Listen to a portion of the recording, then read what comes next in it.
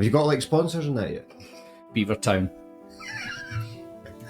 Is Beavertown the advent calendar? Yes. Yeah, so that is the sponsor for this week's episode. This week's episode has been brought to you by my new advent calendar, courtesy of my lovely wife Jennifer, which is a Beavertown advent calendar, and I've just now opened Ginger Ray Ginger APA 5.4% 5.4. taste test. Oh, that's good. Enjoyable. He has a smile on his face. It's going to be a good 24 days. We're back in Bledge's office. We've got a very special guest in, and I'm going to introduce. Is he coming in? Yeah, he's coming in a second. I'm going to introduce him with a funny story. When I was thinking earlier what to say, it was kind of just epitomises his attitude towards greenkeeping and his the way that he works, which he's quite well known for, and we kind of quite often take a mick out of him for it. But when I was lying in bed one night and watching The Apprentice, and it was a very cold, wet night, and I text Sean about something, and to say, "Oh, what are you up to, pal?" And he's like, "Oh, I'm still at work." I'm like, "Yeah, but it's pitch black, and it's even down. What are you doing?" And he says, "Well, running all these pumps because the day after you were opening the Himalayas golf course, and you were meant to be playing in the opening 4-ball with Martin Ebert, Rob McGuirk, and I can't remember now. But you stayed up all night and didn't sleep, and you missed your tea time in the morning because you were that focused on getting the course ready. And it kind of, I've always admired how hard working you are and stuff, and me and Sam are really looking forward to getting you on the podcast, because that kind of typifies your attitude towards greenkeeping, because you are a proper work badger. So I suppose you could say that, yeah, ladies and gentlemen, we have got Sean McClean from now Royal Birkdale Golf Club, who's been there for how many 2 weeks months now? 2 months now. Yep. 2 months already. Followed me up the road from Kent for our neighbours. But that's exactly what we call you. But I've done my introduction. Maybe you'd like to tell everyone about yourself. Thanks for inviting me on. To start off with, obviously Sean McClean from Royal Birkdale Golf Club. To just take a rundown from where I've been, I suppose. Obviously, been at Birkdale for 2 months now, and then previously down in Kent at Princess Golf Club for almost 13 years, actually. Jeez. So that was a decent stint down there. But then before that, I've been lucky enough to travel all over the world doing greenkeeping, in America, doing the Ohio State program, Australia, back to Scotland. It's all I've ever done, and it's probably all I'll ever know. Why were you brought down to Prince's? Well, I was actually at Turnberry at the time, and then there was a project going to be going on at Prince's, basically doing all the bunkers. So actually, initially, I got offered a 1-month contract to stay at Prince's. And so you were an extra pair of hands. Just to do a few bunkers, and then obviously that turned into a year, and then that grew arms and legs doing bunkers. Started moving fairways, building new tees. And then 13 years later. Mm-hmm. Well, you got a lot done in that 13 years. Yeah. I mean, there's not many people that have achieved as much, and you were up for an award a few years ago at Harrogate, weren't you, for Project of the Year, was it? Aye. And what did that entail? It was just basically nominated for the greenkeeping project of the year, really. What was the most impressive project? And we had just completed the Himalayas, actually. Probably took about 7 or 8 months. Managed to turn that around, and that involved building a new par 3. So the initial idea was just to really do the Himalayas and bring that up to scratch. And that was building a new par 3, new tee complexes, and then moving, basically making a par 4 and a par 3 into a par 5 to then add the new par 3 in. Yeah, wetlands, sand scrapes, everything really. An overhaul of 9 holes, really. So it involved a bit of everything, and it was trying to squeeze that in sort of 8 months. And we managed to do it. And then obviously, like you said earlier, the night before, that's when we just had 8 or 9 months of carnage, and then the night before it decides to absolutely piss it down, which never usually does in Kent. So I know. Oh, it's just sod law, isn't it? Really? Was that to avoid hitting the first tee shot? Pretty much. Anything Yeah. But you're quite good under pressure. We I played quite a know. lot of golf together. I don't know why. I couldn't tell you why. Yeah. But I mean, we've obviously had Rob McGuirk on the podcast a while back, and I think what you and Rob have done together with all your staff down at Prince's is nothing short of phenomenal. And I don't think there'll be many golf courses that have developed as much. I mean, it's hardly recognisable, is it, from when you started? No. And like I said, everyone had to be on board for it. I remember me and Rob spoke about it. It's probably 7 years ago now, a couple of years before we started, maybe a year and a half. And then, like I say, that only started with the idea of, doing the Himalayas. But I kind of knew once we got the ball rolling that, it would develop into more. Because I always remember when I first drove into Prince's, you could see how good it could have been. It just needed, it was just a bit unloved at the time. So, but all the shapes and all the features, they were already there. They just needed uncovered, really. And yeah, obviously it needed an architect at times. So it took time to get that all in place. But working together with Rob and the family and the green staff as well, we've done a lot in house just because we had to, just because of the way it worked out. But yeah, everyone had to pull together to make it work. How long were you there before you got the proper or the top job? Course manager job. So I got there 2009, 2013, I think it was. So probably 3. So you were young as a course manager. Yeah, 25, I think it was. 100. Yeah, 25, I think. Or was it a bit older? I can't remember. Maybe a bit older than that. 28, maybe. Rob, you have a very special relationship with Rob, didn't you? How do you find working for a proprietary run organisation as opposed to now being at Royal Birkdale that's run by what mean you're getting used to being called a council? Yeah. It's gone from being a board, but how do you see the difference there? Yeah, there's just down at Prince's, which is proprietary owned. It was just decisions are just made there's a lot quicker because there's less people to run it by. Yeah. Me and Rob kind of came up with the ideas, and then it would be running it past his dad, and then he'd say done, yeah or nay. Basically, It wasn't always instant, but it wasn't. The processes of going through the procedures of having council meetings and then going to general meetings or SGMs or whatever. So it's a longer waiting time, which I'm learning now. Mm. One of the things that I always find interesting is how people sort of rotate through committees. And I think Alison McKenzie wrote in, maybe it was Spurs St Andrews, someone joins a committee for year one, don't know anything. And then by the time they get to the second year, they get the hang of it. Third year, they know what they're doing and they're useful perhaps to you. Yeah. And then they're gone. And then that process repeats. Yeah. So obviously working consistently with Rob for such a long period of time, do you think that's something that you're going to try and guard against and build procedures in place with Michael, your general manager, so that you do have continuity for the projects and the work that you'll do at Birkdale over the coming years? Yeah, well, I think that's where, obviously, that was the thing we had, me and Rob, that we both learnt from each other as well, with Rob's golfing background and the courses that we were both lucky to play as well. So we were both learning as we were going along at the same time. But I think I'm going to be quite lucky with Michael as well, that having been in this profession of being greenkeeping and course manager, that we're going to actually that's a plus to me. So I think he's just going to be on board with pretty much everything that we want to do. So it's just trying to obviously we've got our greens chairman as well, but everyone so far seems to be supportive. So I'd forgotten that because Michael was a course manager himself, wasn't he? Where was he? I think he was at Dulwich and Sydenham. Dulwich, yeah. So he was at Dulwich and then he became general manager there, I think. Is that noticeable in how you sort of interact with the club, that he understands?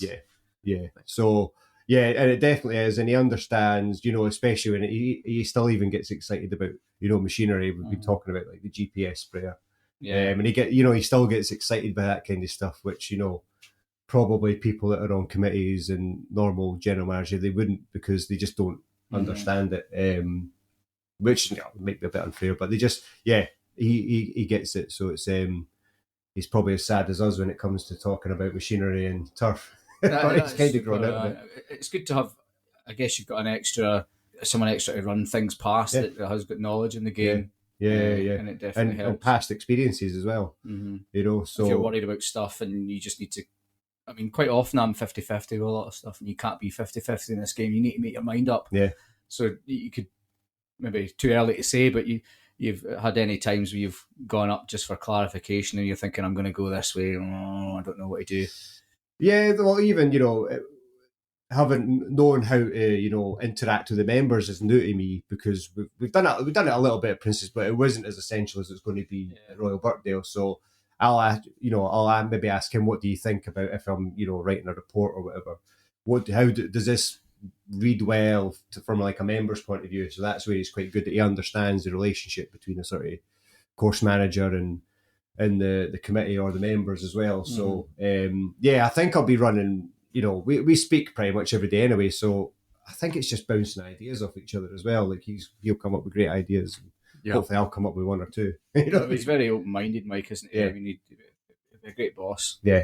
Speaking of Mike and the interview process and stuff, we talk a little bit about this from when the job came up to going through everything that you did. Quite interesting, was it? Yeah. I mean, I wasn't there was no idea or plan on leaving Prince's. I was happy and we were still progressing, and I was just quite happy getting on with it. And then obviously the Birkdale job came up, and it was one of the jobs I would never have left Prince's for many places, but after we played Birkdale last year, last October. Was it the soup? Yeah, sausage roll the best sausage roll and soup I think I've ever had. Turned you? I think it was just after we played it, there's not, like I say, there's not many places I would have left Prince's for, but you could kind of see, the work that could be done at Birkdale and, what it already was, and that kind of excited me. And I knew that they were talking about doing work, which wasn't the biggest factor in everything. It was just part of the bigger picture, if you like. And then, so the job came up, and then, I decided to apply for it. And I wasn't expecting anything really. I was just, I'll put my name in the hat and then we'll see what happens. Even if I didn't get it, I was still happy at Prince's. So I didn't really have much to lose in a way, but the job still excited me. And obviously I hoped I would never apply. I would never have applied for something if I wasn't sure or I didn't want it, because I don't feel like that's, I don't know. I'd always feel, you don't want to waste. I wouldn't want to waste my time, and I wouldn't want to, because when you're doing, I feel like, and after just having done it, it takes, you put everything into it, and you put, your heart and soul into it, because you have to. If you don't, then, I just think if you don't, then what's the point? With job interview processes, we were talking about this earlier. It's you spend a lot of money, you spend a lot of time, a lot of effort going for jobs. They don't come easy. No. So you need to be sure that what you're putting in for is right for you. A lot of people, and I've done it myself in the past, putting for jobs for interview experience. So you're going to be ready for the one that you actually do want. But for a job like that, it's a bit different. Yeah. It's really interesting, actually. You said, when you're talking about your motivations for wanting to go to Birkdale, or what appealed to you, you didn't just say, oh, it's Royal Birkdale, it's ranked whatever in England, and it's got a great history, and it's an Open Championship rota course, and it's all of these many wonderful things that Birkdale is. But you actually said the potential it has, and the project, and taking it from where it is now, and where it is now is brilliant. Yeah, exactly. Undoubtedly. But where it could be, this has always been one of my, not frustrations, but Birkdale is down the road from us here, and it's probably the course I've played second most in my life, and I love it. The routing through the sandhills is brilliant, but it's always one where you just think, God, it should be an 11 out of 10 this golf course. Yeah. So to just be an 8 or 9 out of 10, which is fabulous, is almost selling itself short. So do you agree with that, or do you see the potential beyond what it is at the moment? No, I'd say I'd agree with that at the moment, yeah. And, there's obviously, there's potential bigger plans. We don't, we're still deciding exactly which way we want to go. But yeah, I'd agree with that. I felt like it could just be that little bit better. It could be some, it's already special, but it could just be, another level, another level. And even, one of the questions on the interview panel was, if we didn't have these plans of, bringing an architect in or whatever, what would you do? And for me, I was like, I can already see the bunkering for me. If we get that right, that'll make Birkdale, the next level. And just extending the sort of fine turf, if you like, which is kind of another thing we've done at Prince's. But the shapes are mainly already there. It's just a case of exposing them and uncovering them. One thing you did really well down at Prince's, and we worked on hard at Royal Cinque Ports as well, and has already been done fantastically here by Craig at Hoylake, is the transition between green to tee and what we call down the road as flows. Yeah. And with that being your speciality, is that something you'd like to kind of introduce a little bit to Birkdale? Yeah. It's a bit different because Birkdale has certain holes that that don't lend towards that, like the second. You're traversing some big topography at times, aren't you? So sometimes it's not, but then some holes you've got like 16. The green surround. That could always be a flow area up into the 17th tee, and I've seen that the day the first day we played it. So it's not as not repetitive, but it's not like every hole's like that. It's just that, but there is holes that will lend themselves towards that. But then, if you look at the second, for example, it has the dunes that surround the green. That's another feature that it has. So it's just a case of exposing it where it needs exposed. Yeah. You know what I mean? So for the listeners who haven't been to Birkdale or Prince's, they're very different on a macro level, aren't they? Like the Prince's, everything's tighter, it's more economically rooted around maybe the entire area of the site is actually pretty big at Prince's, but the golf course area that it takes up is a fraction of the area that the Birkdale links traverses, would you say? I don't know, like as you mean like mown turf? Well, no, not mown turf, but like the total area. Yeah. So the 18 holes at Birkdale must be one of the biggest 18 holes of anywhere in England. It's up there with like Royal St George's. There's a lot of area in between holes. Royal St George's. George's is the same as well. That's you could build another 18 holes in there. And then the scale. Birkdale as well. And then I know it's not Birkdale's animal, but beyond Birkdale, there's another 2 golf courses in there. On the other side of the road, the golf course you could build over there is... Yeah. The scale of the dunes are so big. You mentioned the bunkers. Do you think that the revetted bunkers and the sort of small circular pots that they've ended up with, do you think they sometimes get lost in the scale of the landscape they sit in, and there's a potential there to do something a bit bolder? Yeah. I've kind of said that in the last few weeks. I do feel like they get lost in the landscape there, because the landscape there lends itself towards these more rough style bunkers if it ties into the rough. Yeah, I think I feel like the bunkering just kind of lost its character in a way. And, we've started doing a few revetted bunkers now. But, it depends what the club, what way the club want to go, basically. And if the members want to go, to be fair, it wouldn't be going back to rough style bunkers. They all were like that originally.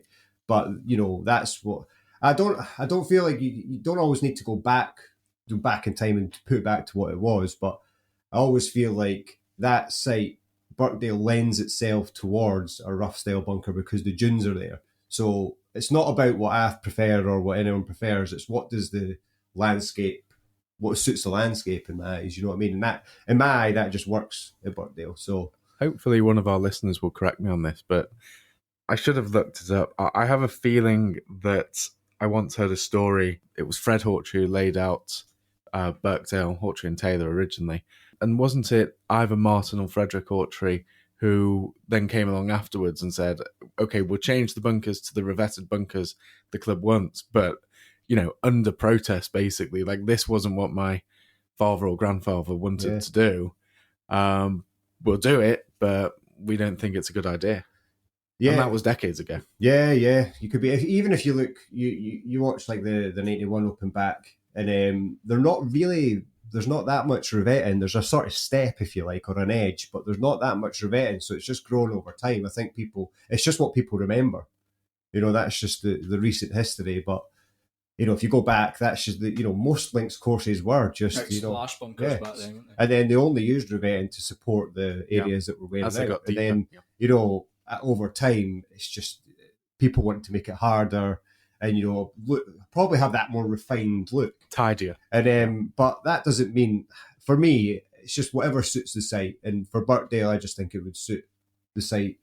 It'd be a lot more appropriate for the site that it would be the more rough style bunker. But, that's not to say it has to be. It's just my opinion, and we might not go that way. We might go that way, but, Watch this space. Yeah. Working with the architect, though, Tom McKenzie. Tom McKenzie, yeah.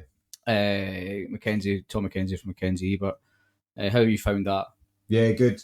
Obviously, I've only worked with Martin in the past, Martin Ebert. So we had a members' evening probably about 6 weeks ago now. Yeah, and Tom presented to the members and spoke really well. And I think it went quite well, actually. I think everything's quite well received. Obviously, you're going to have people, what it's like with members, there's going to be certain people that like certain things. And it's just people don't often like change, it's always the hardest thing, whether that be on the golf course or you're starting changing things with your team in the work. But to be fair, generally, everyone was quite supportive. There was, a few questions, and some of them were fair enough. Do we need to do this or does that need to happen, whatever it may be? And some of them were like, but Tom, obviously he wouldn't have put anything in there he didn't think was right.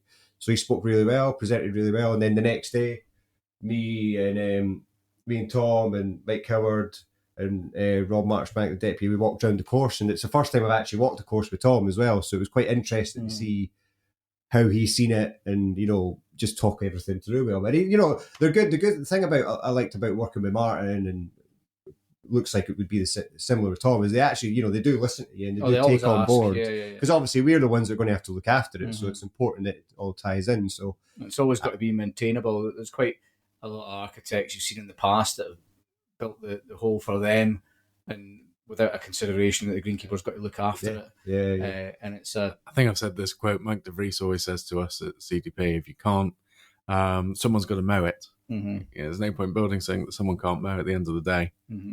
Yeah, exactly. Otherwise it would just get changed in a year or 5 years or whatever. It's not going to last. So it's been good so far. And then so we're just at the point of kind of deciding what way we want to go and what direction we want to take. So what it's like, it takes time. I mean, the master plan was only done in the summer, so you know how long that takes to kind of go through and review it and just absorb, really. And then you get together with membership and decide which parts you'd like to do and which you don't want to do, etc. And the time scale as well. They might do it all, they might do some of it, they might just do the bunkering. You can do as much and as little as you want, but it's and you might end up doing all of it over 10 years. You can do whatever you want, but well, hopefully when we have you back on, maybe in a year's time or something, we'll have some more news. And, no, it'd be certainly good to keep checking back in with you. Yeah. It's an interesting... The potential things that could happen, there's probably one of the biggest, it could be one of the biggest things that happens in an open venue for a long time. Do you think that the job would not have interested you if it wasn't a fiddle job? So, i.e., we know that you love projects and changes and making a big difference. If it was a case of, like, let's take an old course, Andrews, for example, where everything needs to be put back the same way all the time and you're restoring history, you're just maintaining history as opposed to restoring anything. Would the job of it still of interest you as much, or did projects mean more to you than anything? I'd probably say at this stage of my career, it wouldn't interest me as much. I just think that's part of the job for me. I'm not saying you need to change everything. There's no point in changing it if it doesn't need changed. But because at Birkdale you could see kind of what impact you could have, even if it wasn't with with Tom's master plan. Regardless of that, there was things that you could do. You could still put a McClean touch on it. Aye, and it's not. It's probably the best way of putting it.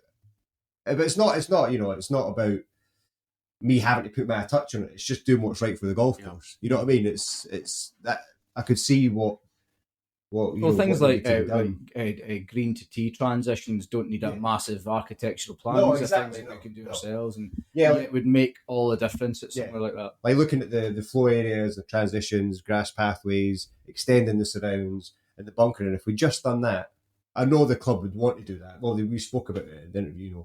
They've got an appetite for doing that, and so that's a no-brainer. The master plan, it's like an added bonus. Mm-hmm. It's not the be all and end all for me. It's just maybe speaking at turn here, but we'll do something. It might not be the whole lot, but I don't think you're going to have an architect come into a master plan and do nothing. Another observation, if I may, on the talking about the scale of the site of Birkdale, and I think you kind of alluded to it before when I was saying about how big the course is. Birkdale historically had some of the widest fairways because the fairways were basically carved out of the dune slacks, as you know. So whereas somewhere like Royal St George's has the most crazy undulating fairways that you'll ever find, and you never get a flat lie or a straight bounce, Birkdale does often have a flat lie. And I suppose really, I'm thinking the second half of the 10th fairway, the 16th fairways, they're undulating. But there's not that many where you would expect to have, what some players would call a dodgy bounce or flat, an uneven lie.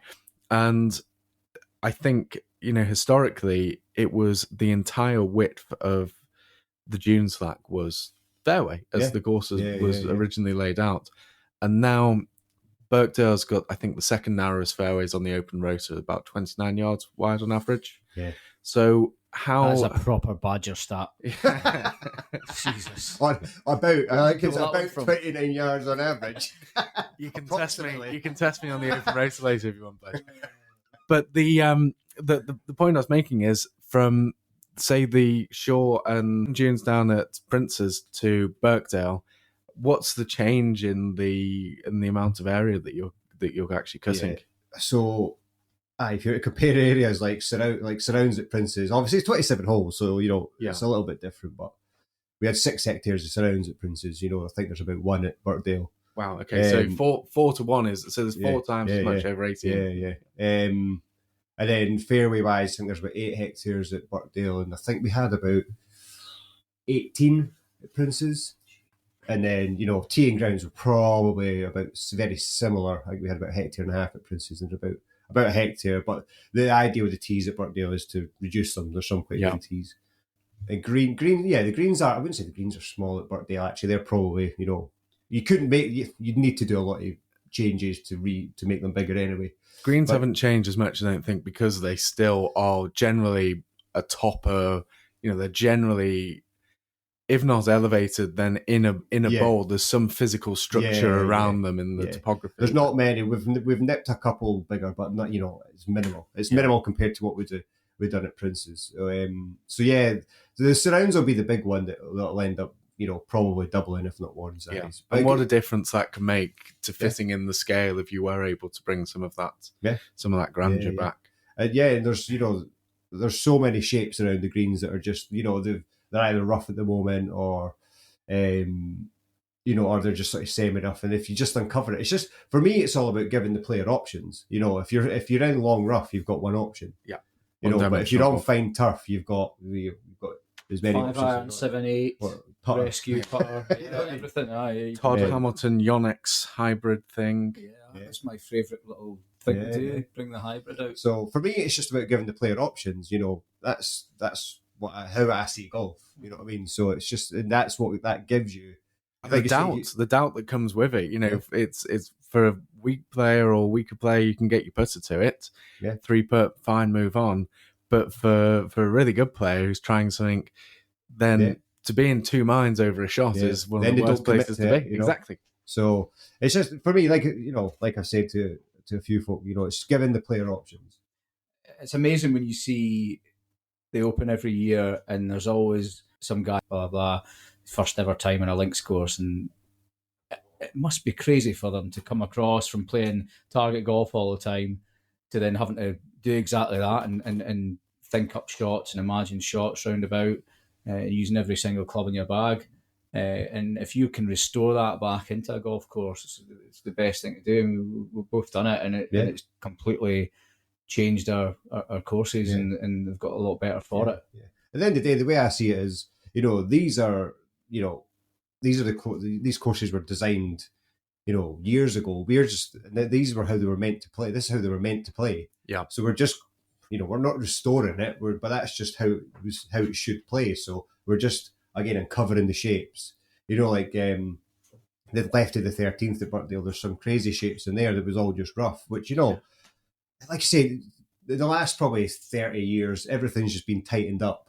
Whereas back in the day, it was to give options, but then by being strategic with your bunkering, you can actually, it doesn't have to be tight. Yeah. You know what I mean? Give the player options, And then to miss that green left, instead of it just clinging to just off the edge of it because you're in a collar of rough and it's pretty straightforward to get up and down, it's like, well, yeah, bounce to the other side of it. And then good luck trying to get up and down now when you've got a tighter interaction between the edge of the green and those shapes, or a bunker edge, or whatever it may be. Yeah, make people think a bit more. Yeah. And then I think one of the other ones, might not be exact on this one, but I'm sure Tom said at Birkdale, I think it's about 16 of the 18 greens are bunkered on both sides. Yeah. So just, for me, that just sounds a bit mad if you're going to have that many, just to be that symmetrical and just not give. It's just, again, it's just taking options out. Especially the pros, they'd probably rather be in a bunker. So absolutely. Mm-hmm. You know what I mean? So it's just taking that, swapping some of these out with swales or tight. Yeah, or just run off like 9, for example. You've got bunker left and right of 9. Look, identical bunkers. Yeah. By taking one out, it just kind of, and you've got the runoff already. If you're not in that bunker, then you're going to be further away from the green, and you've got a tight lie up to it's quite a raised green, that one. It's worth just talking about that for a minute, because I imagine there'll be loads of people listening who just think, well, surely you want your greens bunkered on both sides. That makes it tougher. And just to quickly make the point, it's like if you have a bunker either side on the front edge of a green, it's like, well, if you're playing well and you can thread it through the middle, then there's no hazard at all, really. And I think of, Tiger in 2006 at Hoylake. Well, you could make our fairways, you could have made them 10 yards wide. Tiger would have hit every single fairway, and he would have hit every single green, because he was just an imperious iron player and found his way around without missing anything. But if you can have a bit of asymmetry in your defense and have a bunker that's way more in the way on one side and nothing on the other side, well, then all of a sudden it's really easy to miss the green and make a bogey. But the person who's playing well and the person you want to be challenging has a bunker to get over all of a sudden now if they're not in the right place off the tee. So, yeah, bringing some of that strategy back to Birkdale would make such a difference, because it's got every other attribute going for it. Yeah, that's it.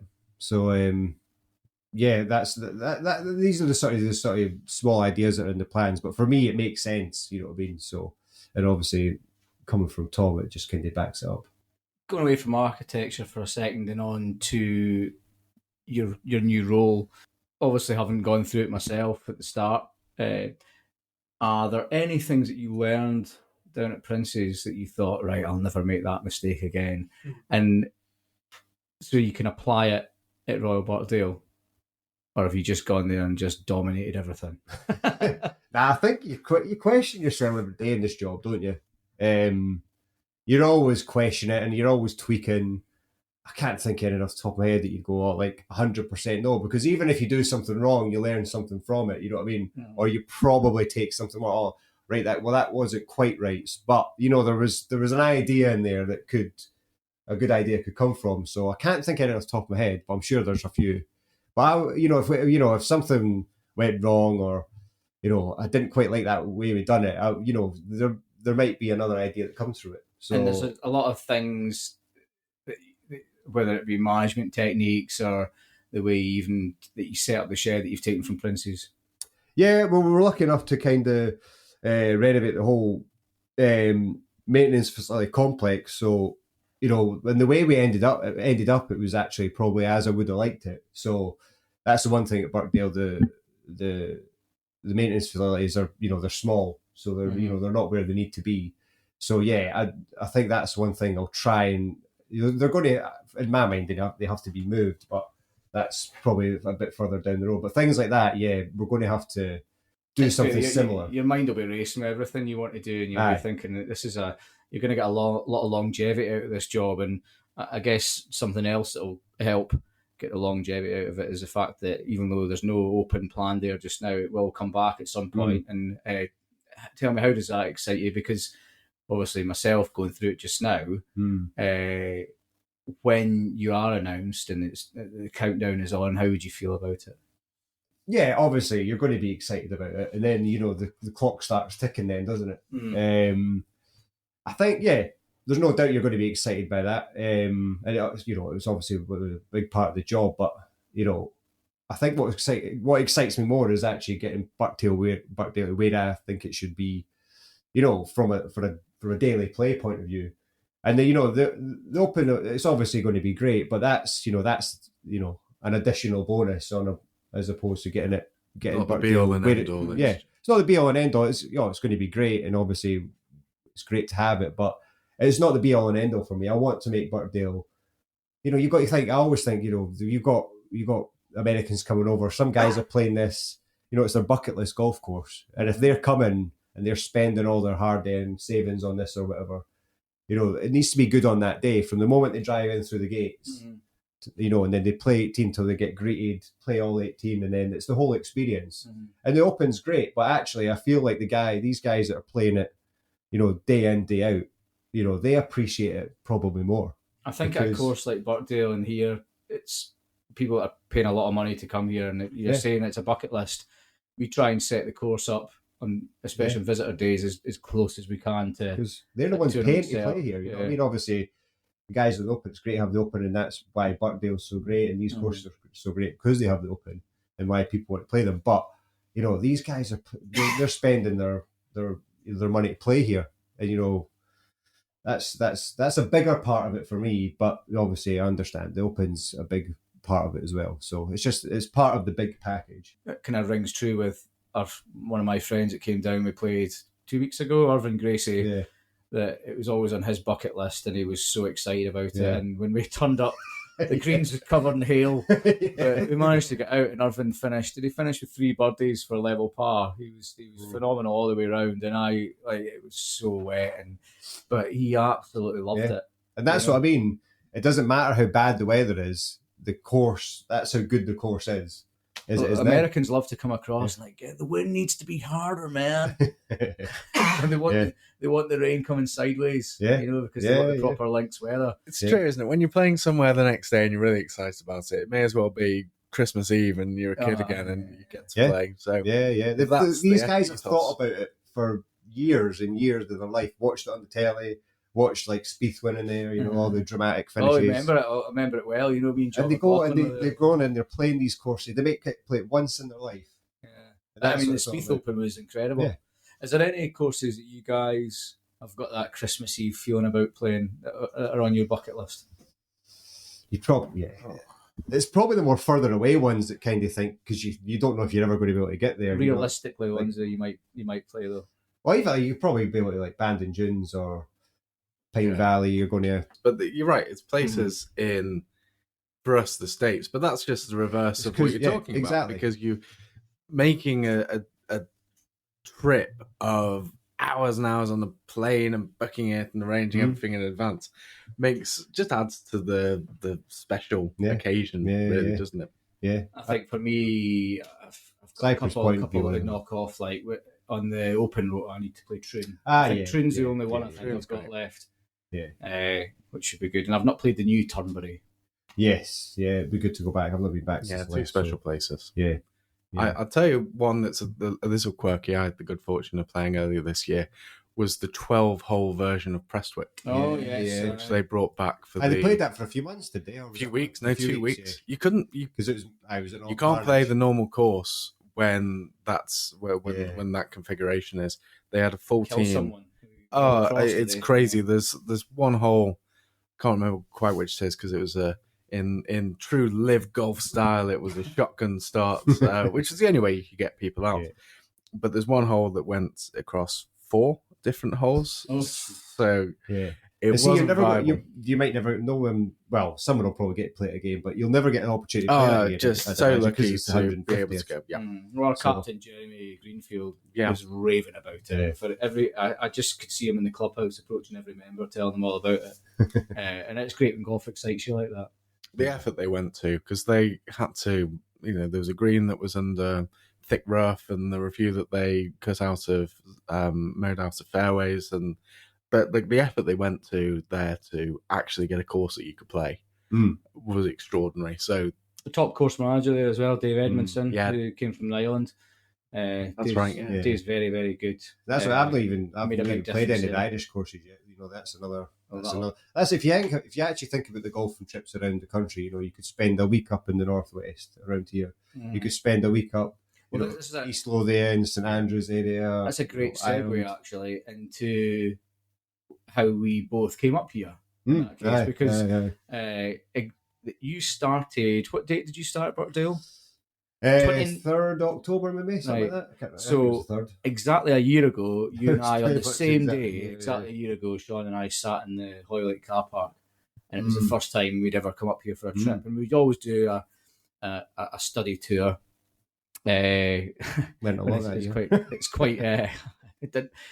The study tour that year wasn't great for Kent. Or maybe it was. Maybe it was. That's Probably was good for Kent.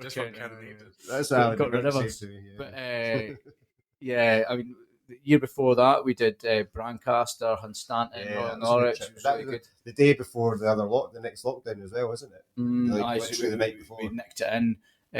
And this year we were supposed to be going to. We thought about. We were going to go to Ireland, weren't we? Yeah, we were going to do St Patrick's Rosapenna, Brilliant. and then Sean ruined it by getting the so we didn't do anything. But yeah, I think next year we need. We'll be back on the horse next I'll year. tell you after the what, Open, we need as to go somewhere. St Patrick's is somewhere, as the Birkdale course manager is somewhere that you need to go for the sheer scale. The scale of the site there.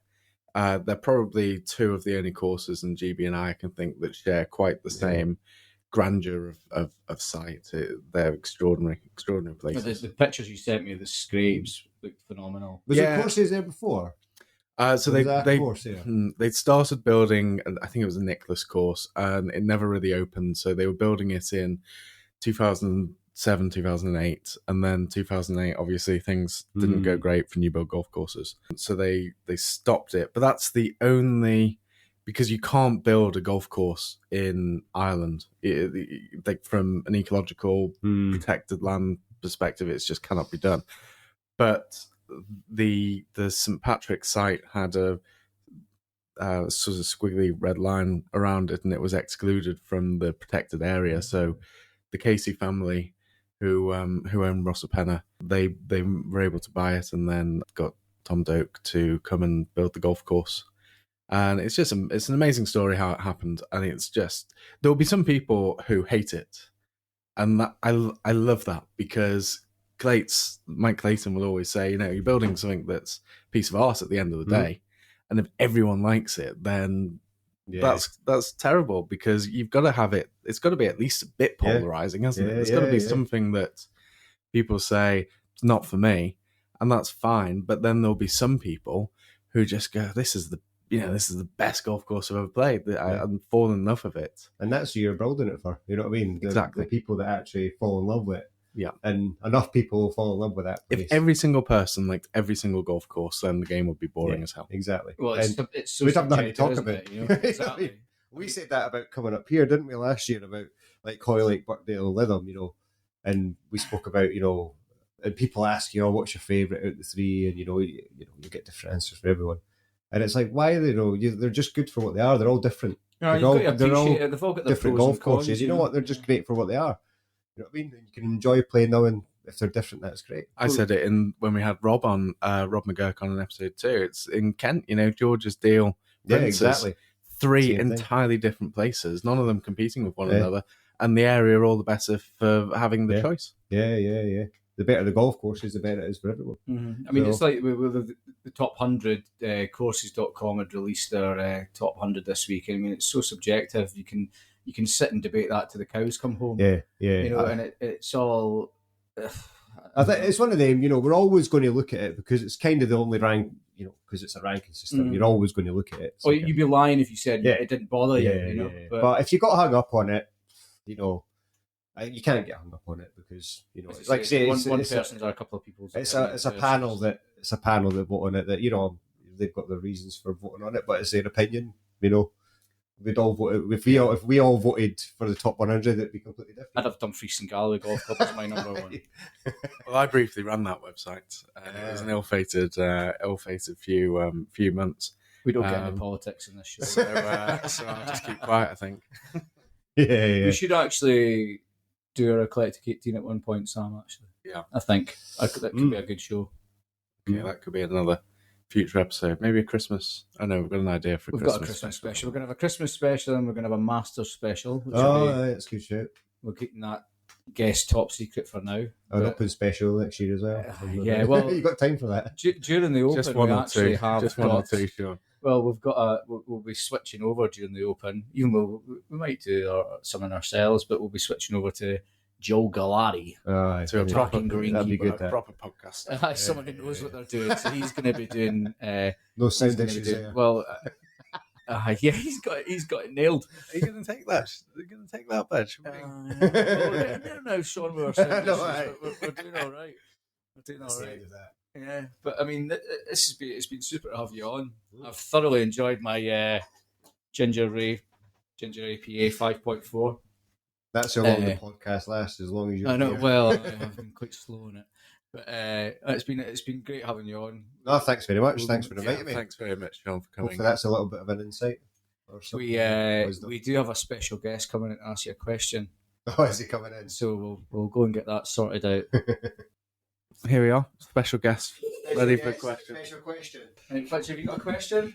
Uncle Son, can you tell me about your dog Sonny? He's very mischievous. Sonny's quite funny actually. He's not allowed on the course at Birkdale, which is one of those things. But he would frequently make trips into the clubhouse at Prince's and make his way up to the kitchen, and actually make his way into the kitchen, and cause all sorts of trouble. He's a food stealer, Yes. bin raker. Actually already he's had his head in the bin. I think the other day he got a bacon and chicken ciabatta out the bin. Good for him. Yeah, so bin raker, mischief maker. What are you and Uncle Rita gonna get married? This show is over. Thank you very much for listening. And Sean will be thinking of an answer for that next time. Next time we have one. just turned into absolute carnage here in the office. Thanks very much, Phil. We'll speak to you on. Thanks for listening, everyone.